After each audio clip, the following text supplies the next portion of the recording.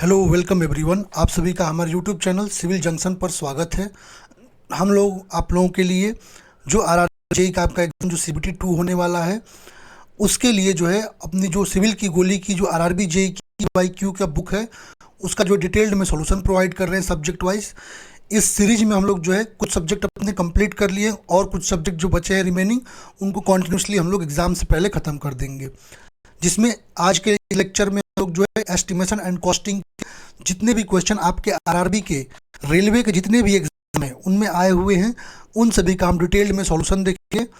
बाकी जो स्टूडेंट्स जो है अपनी रेलवे इंजीनियरिंग की CBT 2 की प्रिपरेशन कर रहे हैं, तो अब देखिए आप लोग पास समय कम बचा है, तो आप लोग जो है इसका जो है हार्ड कॉपी ना लेकर के, ठीक है, इस बुक की जो हमारी जिस बुक का मैं सॉल्यूशन प्रोवाइड कर रहा हूँ इसकी हार्ड कॉपी नहीं लेकर के अब इस समय आप लोग जो है इसका ई बुक जो है, ठीक है, इसका ई बुक जो है उस सिविल की गोली ऐप पर अवेलेबल है, वहाँ जाकर आप लोग परचेज कर सकते हैं और वीडियो लेक्चर के थ्रू आप लोग टोटली बहुत कम समय में कंप्लीट कर सकते हैं।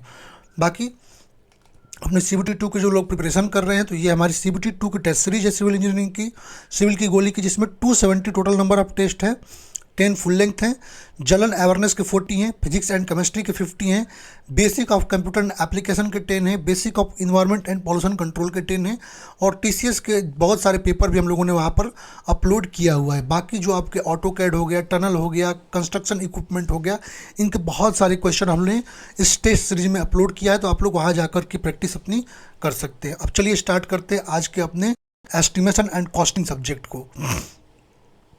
ओके, चलिए, तो इसमें पहला चैप्टर जो हमारा है बेसिक मेजरमेंट एंड वर्क, उसको पहले देखेंगे। पहला क्वेश्चन हमारा क्या कह रहा है, कह रहा है what is the actual thickness of wall with 1 centimetre mortar joint for half brick.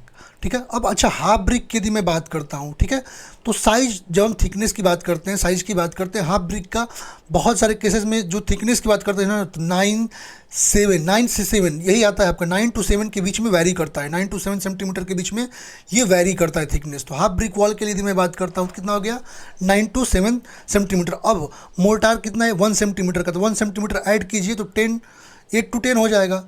ठीक है, तो यहाँ पर यदि मोर्टार ऐड कर रहे हैं तो 10 इसका हो जाएगा, 8 इसका हो जाएगा, तो ये आपका लगभग इस रेंज में वैरी करेगा। तो यहाँ पर सही ऑप्शन आपका हो जाएगा 9 सेंटीमीटर, इसके बीच में वैरी कर रहा है। ठीक है, चलते हैं नेक्स्ट क्वेश्चन पे। नेक्स्ट क्वेश्चन हमारा क्या कह रहा है, कह रहा है when it is not specified the number of hold fast for a door is usually.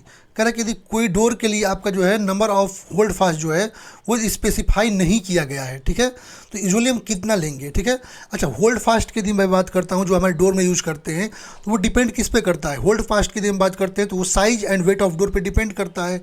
लेकिन यदि साइज जो है आपका स्पेसिफाई नहीं हो, इस कंडीशन में जो हम नंबर ऑफ होल्ड फास्ट लेंगे वो हम लेते हैं 6, ठीक, 6 लेते हैं नंबर ऑफ होल्ड फास्ट इसकी सिचुएशन में। ठीक है, किसके लिए, डोर के लिए। और विंडो की यदि बात कर रहे हैं तो विंडो के लिए 4 लेते हैं। तो हमारा क्वेश्चन किसके लिए, डोर के लिए, तो हम कितना लेंगे, 6 लेंगे, तो ऑप्शन सी करेक्ट हो जाएगा।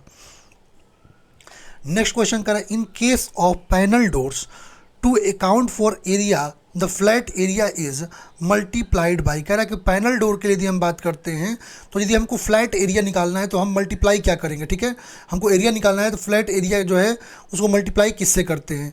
जब हम पैनल डोर की बात करते हैं, ठीक है, पैनल डोर की जब हम बात करते हैं तो कोरुगेटेड टाइप का होता है, तो उसका यदि हमको फ्लैट एरिया जो है उसका जो है यदि उसका एरिया निकालना है तो हम क्या करेंगे, फ्लैट एरिया में 1.2 से मल्टीप्लाई कर लेंगे इस साइड में, तो हमको उसका एरिया पैनल डोर का मिल जाता है। ठीक है, तो आपका सही ऑप्शन क्या होगा, 1.2 टाइम्स फॉर ईच साइड।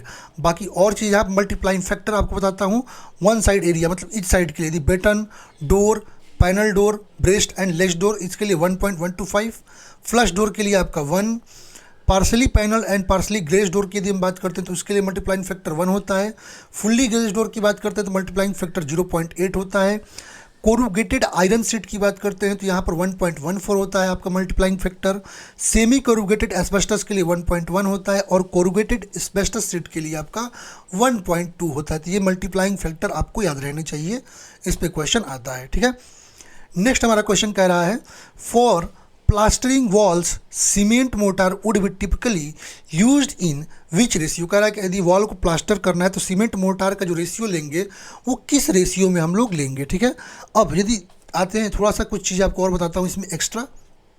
ठीक है। तो यदि हम यहाँ पर नेचर ऑफ वर्क देख रहे हैं और टाइप ऑफ मोटार, यदि हम डैम प्रूफ कोर्स की बात करते हैं, सीमेंट कंक्रीट रोड की बात करते हैं, तो सीमेंट मोटार का जो प्रोपोर्शन होता है 1:2 होता है, ठीक है। जनरल आरसीसी वर्क जैसे आपका लिंटल, पिलर्स, स्लैब, इनके लिए सीमेंट मोटार का रेशियो आपका 1:3 होता है, ठीक है। प्लास्टर वर्क की बात करते हैं तो इसके लिए मोटार और सीमेंट का यदि हम प्रोपोर्शन की बात करते हैं तो 1:3 या 1:4 दोनों लेते हैं, इसके बीच में हम ले सकते हैं, ठीक है। पॉइंटिंग वर्क की यदि हम बात करते हैं तो सीमेंट मोटार का जो प्रोपोर्शन है 1:1 से 1:2 तक लेते हैं, ठीक है। तो ये कुछ एडिशनल चीज़ें आपको मैंने यहाँ पर बता दी है। चलिए क्वेश्चन चलते हैं अपने। तो यदि हम बात करें तो प्लास्टर के लिए हम कितना लेंगे 1:4, ठीक है। तो यहाँ पर सही ऑप्शन क्या मिल गया, ऑप्शन नंबर बी। और ब्रिक वर्क के लिए 1:6 लेते हैं। चलिए चलते हैं नेक्स्ट क्वेश्चन पे। कह रहे according to IS 1200 the formwork shall be measured in. कह रहे कि IS कोड 1200 के अकॉर्डिंग जो फोम वर्क होता है उसको हम किस में मेजर करेंगे, ठीक है। अब इसको कुछ टेबल है, इसको भी हम लोग देख लेते हैं, बहुत सारे उसमें मैंने मेंशन कर रखा है, ठीक है। एज पर IS 1200 यदि मेजरमेंट की बात करते हैं, पहला अर्थ वर्क की बात करते हैं। तो यदि अर्थ वर्क इन एक्सकेवेशन है तो हमारा मीटर क्या होगा, क्यूबिक मीटर, और यूनिट ऑफ पेमेंट क्या होगा, पर क्यूबिक मीटर हम पेमेंट करेंगे। Earth work in filling in foundation trenches की बात करते हैं तो ये भी क्यूबिक मीटर में लेंगे और पर क्यूबिक मीटर का हम क्या करेंगे, पेमेंट करेंगे। Earth work in filling in plinth की बात करते हैं तो इसको भी हम क्यूबिक मीटर में लेंगे और पर क्यूबिक मीटर हम पेमेंट करते हैं, ठीक है। अब कंक्रीट की बात करते हैं। लाइंग कंक्रीट यदि हमारा फाउंडेशन में है तो उसको हम क्यूबिक मीटर में लेंगे और पेमेंट भी आपका पर क्यूबिक मीटर होगा। सीमेंट कंक्रीट इन लिंटल्स की बात करते हैं, इसको भी क्यूबिक मीटर में लेंगे, ठीक है। आरसीसी इन स्लैब्स की बात करते हैं, इसको भी क्यूबिक मीटर में लेंगे। आपका सीमेंट कंक्रीट ऑफ आरसीसी इन छज्जा या सनसेट की बात करते हैं तो ये भी cubic metre. Lean concrete in roof terracing की बात करते हैं जहाँ पर थिकनेस स्पेसिफाइड है, ये स्क्वायर मीटर में लेंगे, ठीक है। सीमेंट कंक्रीट बेड की बात करते हैं तो इसको हम क्यूबिक मीटर में लेंगे। रेनफोर्स्ड कंक्रीट सनसेट की यदि हम बात करते हैं जहाँ पर विड्थ स्पेसिफाई और हाइट स्पेसिफाई हो तो क्यूबिक मीटर में लेंगे। Dam proof course thickness mentioned है, इसका मतलब स्क्वायर मीटर में लेंगे। Shutter of doors and window thickness specified है तो स्क्वायर मीटर में लेंगे, ठीक है।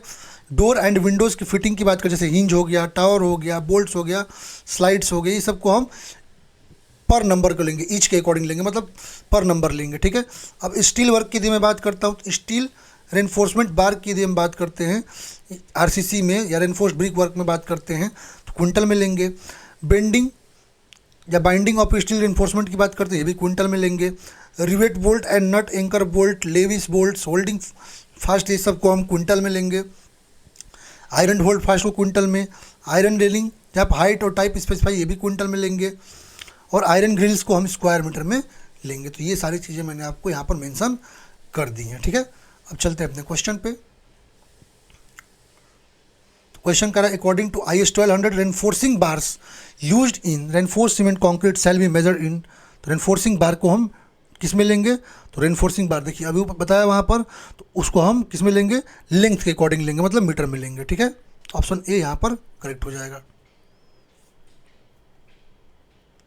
नेक्स्ट क्वेश्चन करा आपका according to IS 1200 during demolition and dismantling the concrete and brick roofs and floor shall be measured in. कह रहा है कि अकॉर्डिंग टू IS 1200 डिसमेंटलिंग के केस में या डिमोलेशन के केस में जो कंक्रीट एंड ब्रिक रूफ होगा और फ्लोर होगा उसको हम किस में मेज़र करते हैं, ठीक है।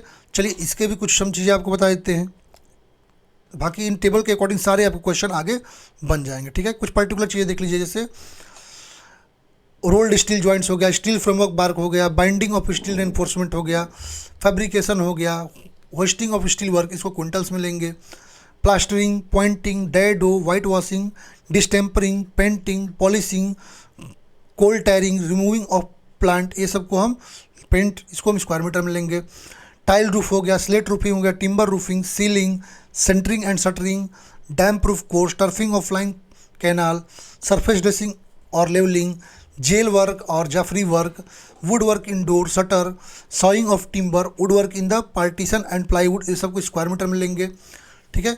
आपका बोरिंग होल्स इन आयरन हो गया, पेंटिंग लेटर्स हो गया, फिगर जो बनाते हैं, ऑर्नामेंटल पिलर कैप्स हो गए, क्लीनिंग फ्लूज हो गए, कॉटन कॉर्ड्स इन स्काईलाइट हो गया, ठीक है। ये सारी चीज़ें फिक्सिंग डोर वगैरह जो है नंबर्स में लेते हैं। बाकी अर्थ वर्क वगैरह बता ही दिया हूँ कि ये आपका क्यूबिक मीटर में होता है, ठीक है। अब आते हैं अपने क्वेश्चन पे। ठीक है, 1 सेकेंड। हाँ, तो यदि हम बात करते हैं अपना कि according to IS 1200 demolition and dismantling of brick roof और फ्लोर की बात करते हैं, किस में लेंगे, क्यूबिक मीटर में लेंगे। ठीक है, ऑप्शन बी करेक्ट हो जाएगा। नेक्स्ट क्वेश्चन करें, according to IS 1200 floor finishes shall be measured in, पहले ऊपर ही बता चुका हूँ कि हम फ्लोर फिंसेस को हम स्क्वायर मीटर में मेजर करेंगे, तो ऑप्शन सी करेक्ट हो जाएगा। नेक्स्ट क्वेश्चन करें, according to IS 1200 the metal sheet roofing shall be described in terms of, तो जो वायर नेटिंग वगैरह की जब हम बात करते हैं तो उसको हम किस में लेते हैं, हम स्क्वायर मीटर में लेते हैं, तो सही ऑप्शन सी हो जाएगा। नेक्स्ट क्वेश्चन कर रहा है, which of the following is not a type of building, कर रहा है इसमें से कौन सा एक बिल्डिंग का टाइप नहीं है। ठीक है, तो हम as per national building code यदि हम बात करते हैं 2005 इंडिया के लिए, तो बिल्डिंग को डिफरेंट कैटेगरीज में क्लासीफाई किया गया, जिसमें जब हम ग्रुप ए की बात करते हैं इसमें रेजिडेंशियल बिल्डिंग आते हैं। ठीक है, जहाँ जो कि नॉर्मल आपके रेजिडेंशियल पर्पस के लिए स्लीपिंग वगैरह के लिए यूज कर सकते हैं। ग्रुप बी में आपके एजुकेशनल बिल्डिंग्स आते हैं, ठीक है, जिसमें स्कूल कॉलेजेस को इंक्लूड कर सकते हैं। ग्रुप सी में आपके इंस्टीट्यूशनल बिल्डिंग आते हैं, ठीक है, जिसमें मेडिकल वगैरह का ट्रीटमेंट वगैरह जो है इन सब का, हॉस्पिटल हो गया, ऑर्फनेज हो गया, नर्सिंग होम हो गया, मेंटल हॉस्पिटल हो गया, जेल हो गया, ये सब इंस्टीट्यूशनल बिल्डिंग में आएगा। ठीक है, ग्रुप डी आपका असेंबली बिल्डिंग होता है, ठीक है, जैसे हमारा स्पोर्ट स्टेडियम हो गया, डांस हॉल हो गया, स्केटिंग रिंग्स हो गए, क्लब हाउस हो गए, ये सारे क्या हैं आपके असेंबली हॉल हो गए, ये सारे आपके असेंबली बिल्डिंग ग्रुप डी में आएंगे। ग्रुप ई में आपके बिजनेस बिल्डिंग्स आएंगे, ठीक है, जहाँ पर बिजनेस का सारे काम ट्रांजेक्शन वगैरह होता है, रिकॉर्ड वगैरह लिखा जाता है, ये सारे बिजनेस बिल्डिंग में आ जाएंगे। ठीक है, जैसे बैंक वगैरह हो गया। ठीक है, मर्केंटाइल बिल्डिंग्स की बात करते हैं तो जहाँ पर स्टोरेज वगैरह रखते हैं, ठीक है, शॉप वगैरह के लिए अपना मार्केट का सामान वगैरह रखते हैं, वो होता है ग्रुप एफ में मर्केंटाइल बिल्डिंग। ग्रुप जी की बात करते हैं, इसमें इंडस्ट्रियल बिल्डिंग्स आते हैं, ठीक है, जहाँ पर रिफाइनरीज, डेयरीज वगैरह जो है उनको हम इंक्लूड करते हैं। ग्रुप एच में बात करते हैं, स्टोरेज बिल्डिंग आते हैं, ठीक है, जहाँ पर शेल्टरिंग वगैरह जो गुड्स है उनके लिए प्रोवाइड करते हैं। ठीक है, ग्रुप जे की यदि हम बात करते हैं, इसमें हैजार्डस बिल्डिंग, जहाँ पर एक्सप्लोसिव मटेरियल्स वगैरह को हम या हाई टॉक्सिक नेचर के मटेरियल्स को रखते हैं, तो इस तरह हम क्लासीफाई करते हैं। तो हमारा क्वेश्चन है कि इसमें से कौन सा जो है बिल्डिंग का एक टाइप नहीं, तो इसमें कोई टाइप में डोमेस्टिक बिल्डिंग ऐसा नहीं होता है। ठीक है, तो ये आपका टाइप में नहीं है। नेक्स्ट क्वेश्चन करें, व्हाट इज़ डीपीसी का, डीपीसी क्या होता है। यदि हम डैम प्रूफ कोर्स की बात करते हैं तो डैम प्रूफिंग क्या होता है, ये हमारी कंस्ट्रक्शन में एक ऐसा जो है आपका जो है एक लेयर होता है, जो कि जो मॉइस्चर हमारे फाउंडेशन में से होकर के हमारे कंस्ट्रक्शन में जो है अपर कंस्ट्रक्शन में आ सके, उसको रोकने का काम कौन करता है, डैम प्रूफ कोर्स करता है। ठीक है, ये हमारे प्लिंथ लेवल पर इसको प्रोवाइड किया जाता है। और डीपीसी की यदि हम बात करते हैं तो ये यूजुअली 4 सेंटीमीटर थिक आपका सीमेंट कॉन्क्रीट जिस रेशियो आपका क्या होता है 1:2:4 जो है इसको यूज में प्रोवाइड करते हैं। ठीक है, और ये आपका ग्राउंड लेवल से जो है 10 to 20 सेंटीमीटर एबव होता है। ठीक है, तो इसका फुल फॉर्म क्या होगा, damp proof course. Next question करें, the surface of painting is measured in, ऊपर बता चुका हूं कि यदि हम पेंटिंग की बात करते हैं तो उसको हम मेजर किस में करेंगे, स्क्वायर मीटर में करेंगे, तो ऑप्शन ए करेक्ट हो जाएगा। नेक्स्ट हमारा क्वेश्चन कह रहा है आपका, a layer provided to prevent entry of unwanted moisture inside the building either by seepage or by leakage is known as, कह रहा है कि आपके जो है बिल्डिंग में जो आपके मॉइस्चर जो होता है, अनवांटेड मॉइस्चर होता है, उसको उसमें अंदर सिप होकर आने या लीकेज होने के लिए प्रिवेंट करने के लिए हम क्या प्रोवाइड करते हैं। ठीक है, ऊपर ही बता चुका हूँ आपको कि इसी को जो है अपने मॉइस्चर वगैरह को बिल्डिंग में जो है अनवांटेड मॉइस्चर जो है ऊपर ना जा सके, ठीक है, आपके सब स्ट्रक्चर से जो है सुपर स्ट्रक्चर में ना जा सके, उसके लिए हम डैम प्रूफ कोर्स प्रोवाइड करते हैं, मतलब डीपीसी प्रोवाइड करते हैं। अब डीपीसी के मटेरियल्स की यदि हम बात करते हैं तो आपके फ्लेक्सिबल मटेरियल जैसे आपका butterly rubber, hot bitumen, plastic sheet, इनका यूज करते हैं। रिजिड मटेरियल जैसे आपके इम्परवियस ब्रिक्स हो गए, ब्रिक्स स्टोन्स हो गए, स्लेट्स हो गए, सीमेंट मोटार हो गए, सीमेंट कॉन्क्रीट हो गया, पेंटेड बिटुमिन हो गई, इसको प्रोवाइड करते हैं। सेमी रिजिड मटेरियल जैसे मैस्टिक एस्फाल्ट को यूज करते हैं। फ्लेक्सिबल मटेरियल के रूप में हम डैम प्रूफिंग में आपका बिटुमिन सीटिंग का यूज कर सकते हैं। मैक्सिमम साइज ऑफ एग्रीगेट जो यूज करते हैं डीपीसी में 12.5 mm होता है, और मोस्ट कॉमनली आपका जो डीपीसी मटेरियल यूज होता है वो आपका बिटुमिन होता है। ठीक है, तो ये कुछ इसके बारे में बता दिया, तो यहाँ सही ऑप्शन क्या हो गया, डीपीसी। चलते हैं नेक्स्ट क्वेश्चन पे। नेक्स्ट क्वेश्चन कर रहा है आपका, the quantity of wood for shutter of doors and window are calculated in, door और शटर के लिए जो हमारा वुड की क्वांटिटी है उसको किस में कैलकुलेट करते हैं, तो इसको हम कैलकुलेट करते हैं आपका स्क्वायर मीटर में, पहले ही बता चुका हूँ आपको, ठीक है। चाहे डोर एंड विंडो को फ्रेम हो, चौकट हो, इसको क्यूबिक मीटर में करते हैं। डोर विंडो को जो लिव्स होते हैं या शटर होते हैं उसको स्क्वायर मीटर में करते हैं, ठीक है। और वुड वर्क जैसे वुडन बीम्स, बगान्स, पोस्ट, वुडन ट्रसेस, चौकट जो है इनका क्यूबिक मीटर में करते हैं, ठीक है। चलते हैं नेक्स्ट क्वेश्चन पे। कह रहा है working out of exact quantities of various item for work is known as, कह रहा है कि आपका जो exact quantity of various items जो होते हैं अपने वर्क में उसको जो है कैलकुलेट करना, वो हमारा क्या कहलाता है, एस्टिमेशन कहलाता है, मेजरमेंट कहलाता है, या क्वांटिटी सर्विंग या वैल्यूएशन। एक्चुअली जब हम एग्जैक्ट क्वांटिटीज़ की बात करते हैं वेरियस वर्क्स के लिए, तो उसको हम कैलकुलेट जो करते हैं उसको हम कहते हैं, जो इंजीनियरिंग कैलकुलेशन बिल्कुल साइंटिफिक होता है उसको हम कहते हैं quantity surveying. Option number C यहाँ पर करेक्ट हो जाएगा, ठीक है। नेक्स्ट क्वेश्चन कह रहा है आपका reinforcement of RCC work is measured in, कह रहा है कि आरसीसी वर्क में जो रेनफोर्समेंट यूज करते हैं उसको किस में मेजर करते हैं, तो आपको पता है क्विंटल में हम लोग मेजर करते हैं, मतलब वेट में मेजर करेंगे। ऑप्शन डी करेक्ट हो जाएगा। नेक्स्ट क्वेश्चन कह रहा है works like earthwork and cement concrete are measured in, ऊपर बताया हूँ जैसे अर्थ वर्क हो गया, सीमेंट वर्क हो गया, इसको हम क्यूबिक मीटर में मेजर करते हैं, तो ऑप्शन डी करेक्ट हो जाएगा। नेक्स्ट क्वेश्चन कह रहा है dot K G is equal to 1 quintal, 1 quintal किसके बराबर होता है, तो 1000 kg या 1 टन के बराबर होता है, ठीक है। सही ऑप्शन क्या होगा आपका, सॉरी 1 क्विंटल के लिए हम बात करते हैं तो 100 किलोग्राम, और 1 टन की बात करते हैं तो 1000 kg होता है, तो यहाँ पर ऑप्शन ए करेक्ट हो जाएगा।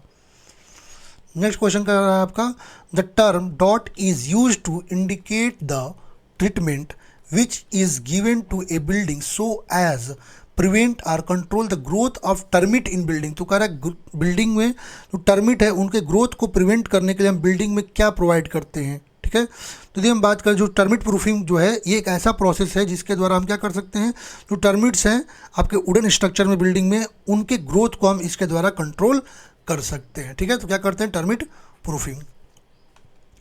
नेक्स्ट क्वेश्चन कह रहा है dot treatment should be done at the time of construction from the foundation, कह रहा है आपका कौन सा ट्रीटमेंट है जो आपका कंस्ट्रक्शन के समय फाउंडेशन स्टेज पर ही कर देना चाहिए, तो जो एंटी टर्मिट होता है, ठीक है, जो ट्रीटमेंट विथ एंटी टर्मिट होता है, ठीक है, उसको आपके फाउंडेशन जब होता है, जब बनता है उसी समय करना चाहिए, जिससे आपके जो है आपके बिल्डिंग में जो टर्मिट है वो इन्फेक्शन जो है वो ना आ सके, ठीक है, जिससे स्ट्रक्चर आपका डैमेज ना हो सके, ठीक है। तो ऑप्शन ए करेक्ट हो जाएगा।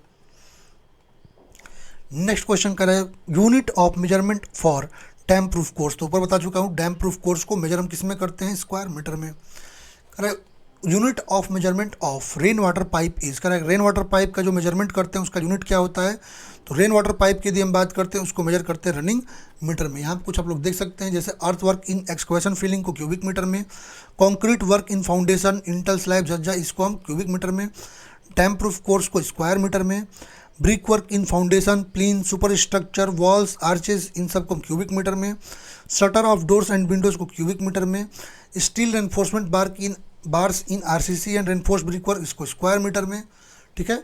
आपके रिवेट्स बोल्ट्स नट्स इन सबको हम क्विंटल में करते हैं, आयरन गिल्स को क्विंटल में, RCC and RB slab of roof को क्यूबिक मीटर में, लीन कॉन्क्रीट रूफ को स्क्वायर मीटर में करते हैं, एसी सीट रूफिंग को स्क्वायर मीटर में करते हैं, plastering pointing white washing colour washing ये जितनी चीज़ें हैं इनको हम किस में करते हैं, स्क्वायर मीटर में करते हैं, फ्लोरिंग वर्क्स को स्क्वायर मीटर में, स्टील वुड ट्रस इन सबको नंबर में लेते हैं, रेन वाटर पाइप या आपका प्लेन पाइप है इसको हम रनिंग मीटर में लेते हैं, कॉर्निस को भी हम रनिंग मीटर में लेते हैं, ठीक है। तो यहाँ पर यदि हम बात करते हैं रेन वाटर पाइप का सही ऑप्शन क्या हो जाएगा आपका, option number D running metre, ठीक है।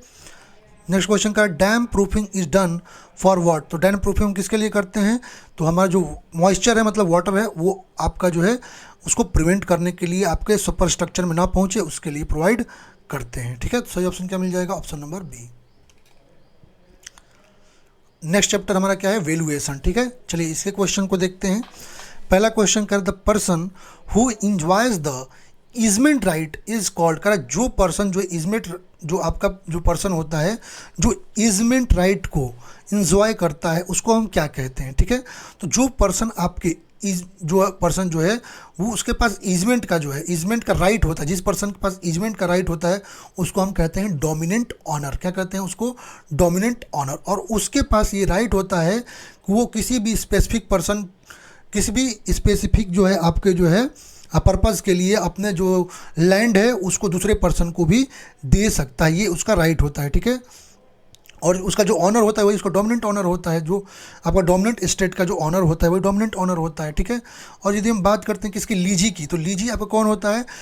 तो लीजी आपका वह होता है जो क्या करता है, आपका रेंट या लीज प्रॉपर्टी का जो है दूसरे पर्सन पर लेता है, उसको हम लीजी कहते हैं।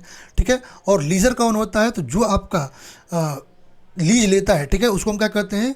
उसको हम कहते हैं लीजी। तो ये आपको समझ में आ गया होगा, लीजर कहते हैं उसको। यहाँ सही ऑप्शन क्या होगा? Dominant honour. नेक्स्ट क्वेश्चन कर रहा है, when an owner can borrow money against the security of property and interest is paid then it is called as. कह रहा है कि यदि आपका ऑनर है वो अपने सिक्योरिटी, मतलब अपने प्रॉपर्टी को जो है सिक्योरिटी पर रख करके मनी को बोरो कर सकता है इंटरेस्ट को पेड करते हुए, उसको हम क्या कहते हैं? ठीक है। तो जो ऑनर होता है जो कि मनी को बोरो कर सकता है लोन के द्वारा जो है अपने अगेंस्ट सिक्योरिटी ऑफ प्रॉपर्टी, उसको हम क्या कहते हैं? उसको हम कहते हैं मोर्टगेज। ठीक है।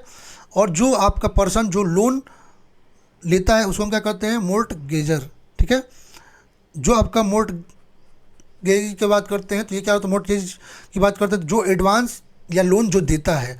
और मोर्टगेज डीड की बात करते हैं तो जो डॉक्यूमेंट जो है मोर्टगेज ट्रांजैक्शन के रखते हैं उसको हम क्या करते हैं? Mortgage deed. तो सही ऑप्शन क्या होगा यहाँ पर? मोर्टगेज। ठीक है।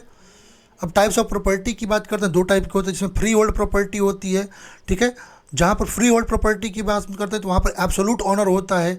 ठीक है। वो मतलब कोई उसको रेंट वगैरह देना नहीं होता है, पूरी प्रॉपर्टी जो होती है उसकी होती है। ठीक है। और यदि हम बात करते हैं, यदि फ्री होल्ड की बात करते हैं, लीज होल्ड की बात करते हैं, तो लीज होल्ड आपका लीज वो ऑनर होता है जो आपका जो है किसी एक डेफिनेट पीरियड टर्म कंडीशन के लिए जो है डॉक्यूमेंट वगैरह लीज पर रख के लेता है, तो वो होता है लीज होल्ड प्रॉपर्टी। ठीक है। नेक्स्ट क्वेश्चन क्या कर रहा है आपका? Deposit is return to contractor after maintenance period is completed with other condition. कह रहा है कि आपका जो डिपॉजिट, कौन सा डिपॉजिट है जो कि आपका कॉन्ट्रैक्टर का जो है मेंटेनेंस पीरियड कंप्लीट होने के लिए रखा जाता है डिपॉजिट करके अदर कंडीशन के लिए, उसको क्या कहते हैं? ठीक है। अच्छा, यदि हम सिक्योरिटी मनी की बात करते हैं, ठीक है, यदि मैं बात करता हूँ किसकी? सिक्योरिटी डिपॉजिट की बात करता हूँ। क्या होता है? ये अमाउंट ऑफ मनी होता है जो कि बायर जो है एक बार जब आपका टेंडर जो है मिल जाता है उसको, तो वो बीडर क्या करता है? वो क्या करता है कि उसको टास्क को कंप्लीट कर सके, मतलब ये संशय ना हो टास्क को कंप्लीट ना करे, उसके लिए जो है 10%, कितना? 10% टोटल कॉन्ट्रैक्ट का जो है उसे सिक्योरिटी मनी के रूप में जमा करना होता है। ठीक है। जिसको हम सिक्योरिटी डिपॉजिट कहते हैं। ठीक है। आई होप ये आपको समझ में आया होगा। सही ऑप्शन क्या होगा? Security deposit. नेक्स्ट हमारा चैप्टर है एस्टिमेशन एंड एरिया टाइप्स। ठीक है। चलिए इसको देखते हैं। नेक्स्ट क्वेश्चन, पहला क्वेश्चन इसमें क्या कर रहा है आपका? In which method are the length and width of the masonry walls at plinth level taken for calculation of quantities. कह रहा है कि आपके किस मेथड में जो आपका length and width of masonry wall होता है उसको हम प्लिंथ लेवल पर लेते हैं अपने क्वांटिटीज़ को कैलकुलेट करने के लिए। तो दो हमारे पास मेथड है, एक्चुअली तीन होते हैं। पहला हमारा डिटेल्ड एस्टीमेट होता है बिल्डिंग के लिए, जिसमें आपका जो है दो होते हैं, डिटेल एस्टीमेट, रफ एस्टीमेट। इसमें डिटेल की बात करें सेंटर लाइन मेथड है, long and short wall method है, क्रॉसिंग मेथड है।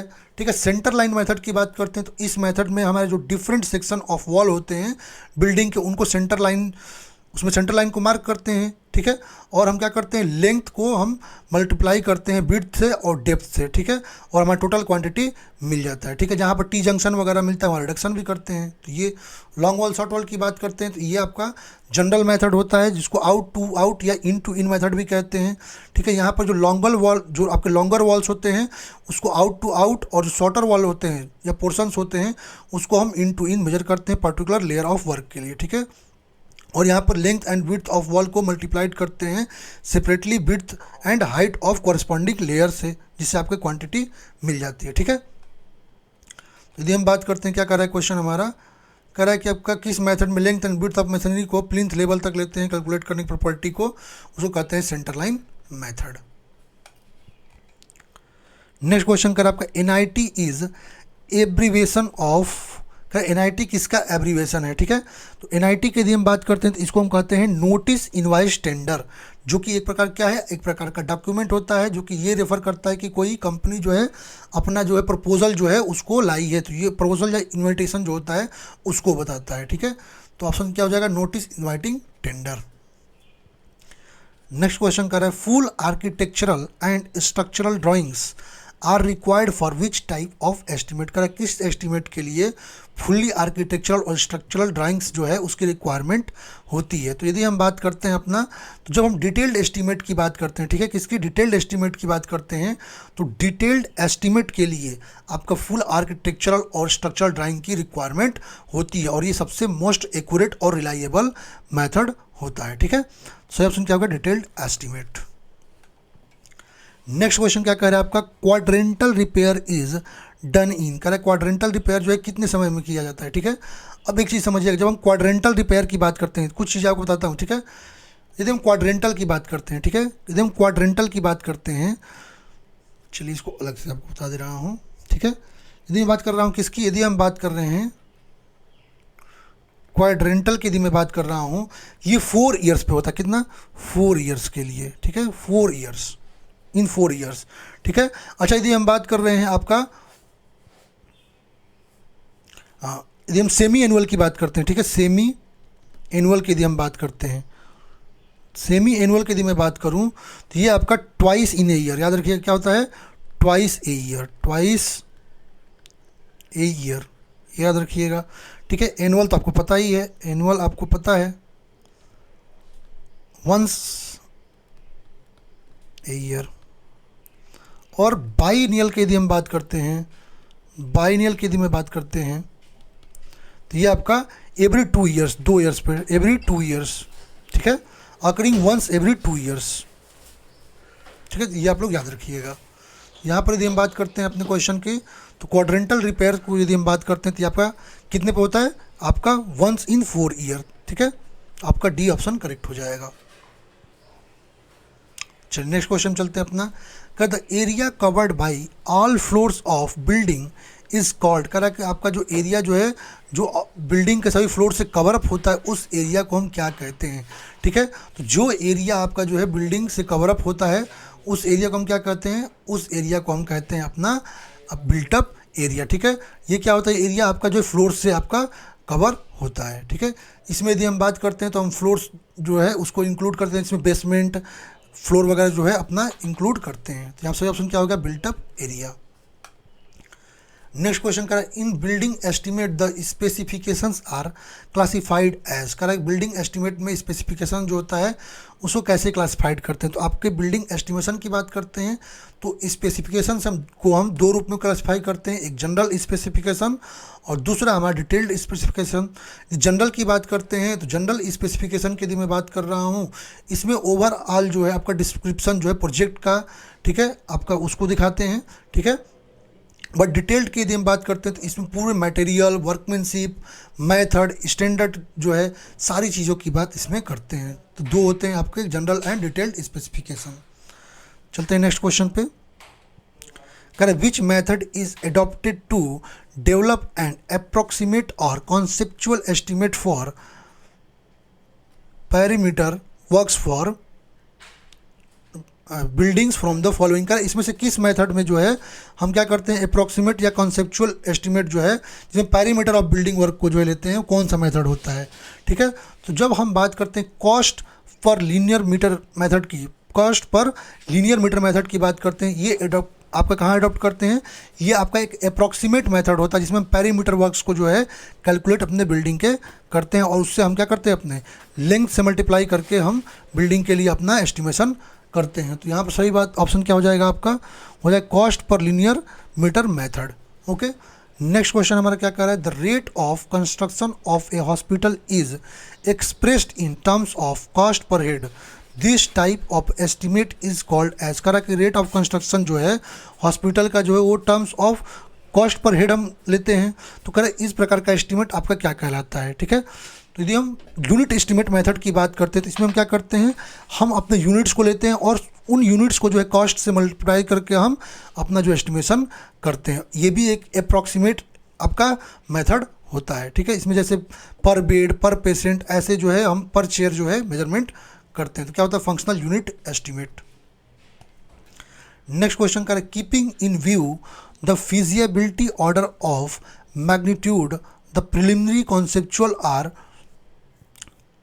Budget estimates are prepared by. तो कह रहा है आपका जो है फिजिबिलिटी वगैरह को जान करके प्रिलिमिनरी कॉन्सेप्चुअल और आपके जो है बजट एस्टिमेट्स जो है प्रिपेयर किए जाते हैं किसके द्वारा। तो यदि हम बात करते हैं तो जो हमारा ऑनर होता है, एक्चुअली जो ऑनर होता है, ठीक है, आर्किटेक्ट इंजीनियर की बात करते हैं तो इसका काम क्या है, डेवलपमेंट करना, इनिशियल डिज़ाइन बनाना, स्पेसिफिकेशन देना, ठीक है। तो ये काम कौन करता है, ये आपका आर्किटेक्चर या इंजीनियर करता है। तो सही ऑप्शन यहाँ पर सी होगा, ठीक है, ये सी होगा। नेक्स्ट क्वेश्चन कर रहा है, which of the following is the most reliable estimate. यदि हम बात करते हैं तो मस्ट रिलाइएबल एस्टिमेट की बात करते हैं तो क्या होता है, डिटेल्ड एस्टिमेट हमारा मस्ट रिलाइएबल एस्टिमेट होता है। यदि हम टाइप ऑफ एस्टिमेट की बात करते हैं तो पहला आपका प्रीलिमिनरी या अप्रॉक्सीमेट मेथड होता है, ठीक है।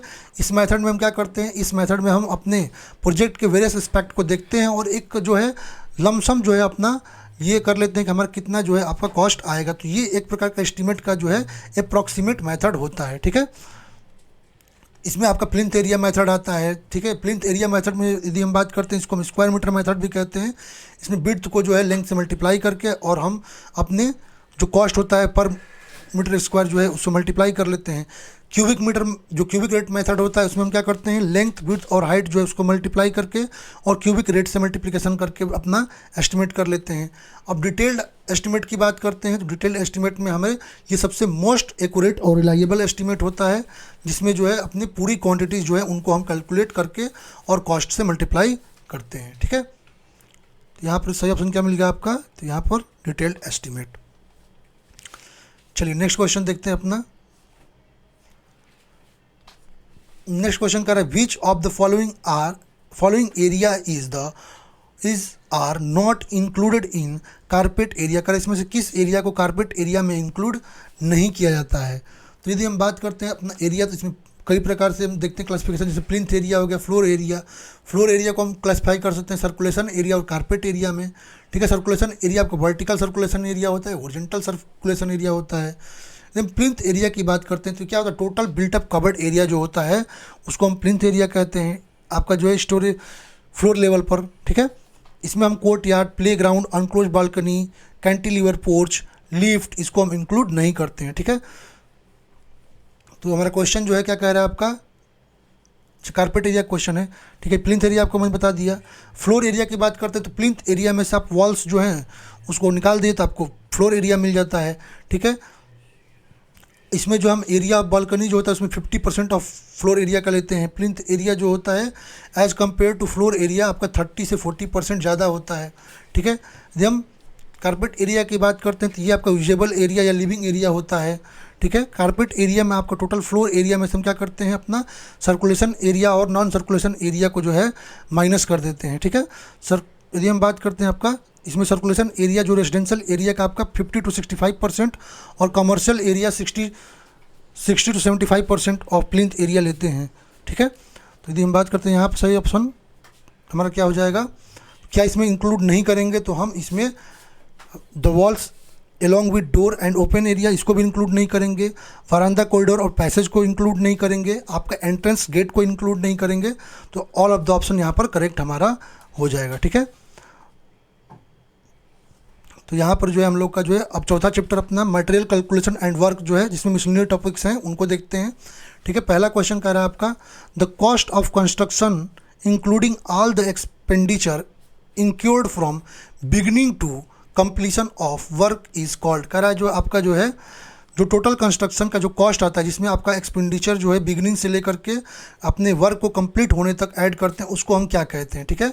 तो जो हमारा टोटल जो कॉस्ट ऑफ कंस्ट्रक्शन की बात करते हैं जिसमें पूरे एक्सपेंडिचर को हम अपने स्टार्टिंग से लेकर के एंड तक को जो कैलकुलेट करते हैं उसको हम क्या कहते हैं, उसको कहते हैं हम कैपिटल कॉस्ट। क्या कहते हैं, कैपिटल कॉस्ट। तो ऑप्शन बी करेक्ट हो जाएगा। नेक्स्ट क्वेश्चन कह रहा है, when the quantities of the work items are difficult to quantified and the rate analysis is also complex issue but still the contractor is willing to undertake the work, then the type of contract best suited is. Correct, जब यदि आपका quantities of work जो है उसको calculate करना difficult हो, but फिर भी और बहुत कॉम्प्लेक्स इशू हो, लेकिन जो कॉन्ट्रैक्टर है वो उसको कैलकुलेट करना चाहता है, तो इसमें जो कॉन्ट्रैक्ट जो होते हैं उसको हम क्या कहते हैं, ठीक है। तो यदि हम बात करते हैं जब हमारा ऐसा सिचुएशन हो जहाँ पर जो है आपका क्वांटिटीज़ ऑफ वर्क आइटम्स को कैलकुलेट करना डिफ़िकल्ट होता है, ठीक है, तो वहाँ पर हम जो है लमसम कॉन्ट्रैक्ट लेते हैं। हम एक लमसम आइडिया ले लेते हैं कि हमारा कितना जो है क्वांटिटीज़ आएगा, तो ये आपका लमसम कॉन्ट्रैक्ट होता है, ठीक है। यहाँ पर जो कॉन्ट्रैक्टर होता है वो आपका क्या करता है, एक कोट करता है, एक फिक्स सम जो होता है अपने वर्क को एक्सिक्यूट करने के लिए, उसको आपका जो है अपना कोट करता है, ठीक है। और जब आपका वर्क का कंप्लीशन होता है तो फिर उसको डिटेल रूप में मेजर कर लेते हैं। सही ऑप्शन क्या हो गया, लमसम कॉन्ट्रैक्ट, ठीक है।